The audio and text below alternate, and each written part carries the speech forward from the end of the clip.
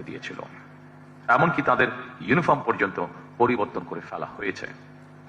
আমি আপনাদের সামনে আমার একটি ব্যক্তিগত অনুভূতি শেয়ার করতে চাই। জনগণের রায় বিএনপি রাষ্ট্র পরিচালনার দায়িত্ব পেলে মুক্তিযুদ্ধের স্মৃতি বিজড়িত বিডিআর এর নাম পুনর্বহাল করতে চাই আমরা।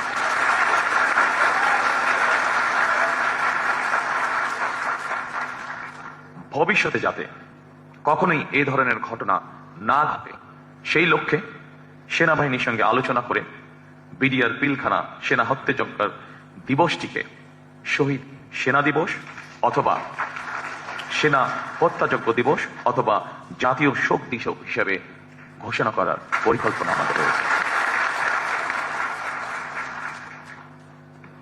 সম্মানিত সকল উপস্থিতিবৃন্দ, আপনারা যারা সেনাবাহিনীর সাবেক কর্মকর্তা, আপনাদের সঙ্গে মতবিনিময় সভা করার আগেই সাবেক কয়েকজন সিনিয়র কর্মকর্তা এবং সদস্যদের কল্যাণে বেশ কয়েকটি সুপারিশ উপস্থাপন করেছেন।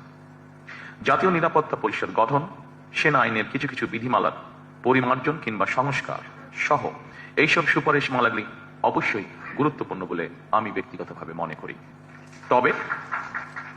তবে এই মুহূর্তে এতটুকু বলতে পারি, আগামী 12ই ফেব্রুয়ারির জাতীয় নির্বাচনে জনগণের রায় আল্লাহর রহমতে ইনশাআল্লাহ বিএনপি রাষ্ট্র পরিচালনার দায়িত্ব পেলে আপনাদের উপস্থাপিত এইসব সুপারিশমালা বাস্তবায়নের জন্য সেনাবাহিনী সাবেক এবং বর্তমান কর্মকর্তাদের সমন্বয়ে আমরা একটি কমিটি গঠনের পরিকল্পনা করেছি। এই কমিটির সুপারিশ অনুযায়ী দাবি দেওয়াগুলি পরীক্ষা নিরীক্ষা করে প্রতিটি সুপারিশ পর্যায়ক্রমে ইনশাআল্লাহ আমাদের বাস্তবায়নের ইচ্ছা আছে।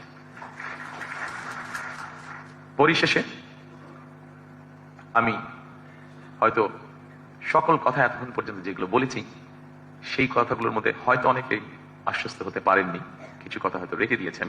তবে পরিশেষে সেনাবাহিনীর সাবেক কর্মকর্তা এবং সদস্যদের একটি দাবি ছিল, 1 rank 1 penny।